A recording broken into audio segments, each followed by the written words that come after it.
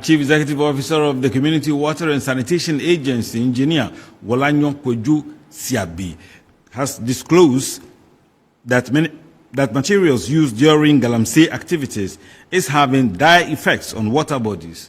Now, according to him, research conducted shows that the country is recording about 10% lead contamination in water bodies.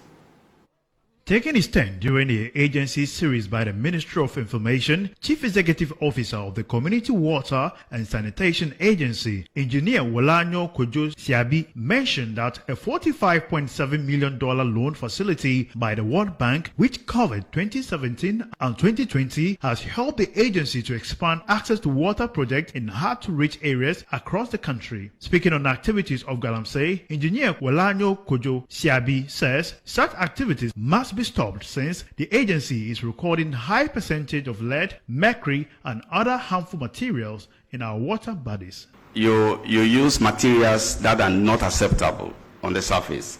It gets into the aquifers. Aquifers are the rock structures that allow water to accumulate in them. And so we have a lot of those challenges, and we are seeing them in our data. It's not a problem previously that you find a water system completed, there's no problem with the source, and then later on, after 1 year, you see the results are showing that there are high levels of iron, manganese, fluorides, and all of that. Arsenic, even we are seeing mercury, we are seeing lead. There is an international program, research, that I'm part of, which is looking at lead contamination in Ghana. It's quite alarming, about 10% of lead. Where is it coming from? From waste disposal. And so if you can find lead down there, it tells you that, yes, we have a big picture. And so CWSA is really interested in all of that. It's quite challenging when you see the results.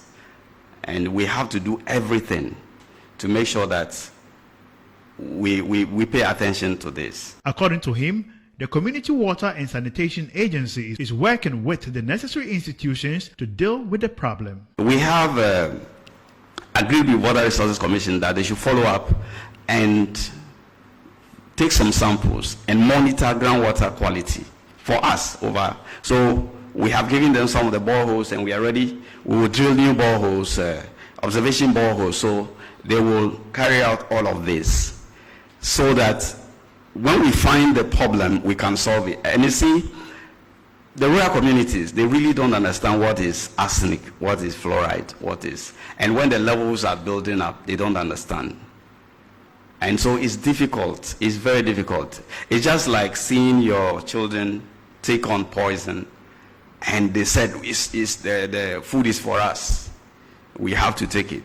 Meanwhile, you know that they don't even understand what poison they are taking. So it's the reason why we have strongly advised, and we want to thank the government and our ministry and our board of directors and all of us at CWSA that yes, this is how we should deal with it, so that our disease challenges will not be boons. And so the question is, what should we do with the borehole?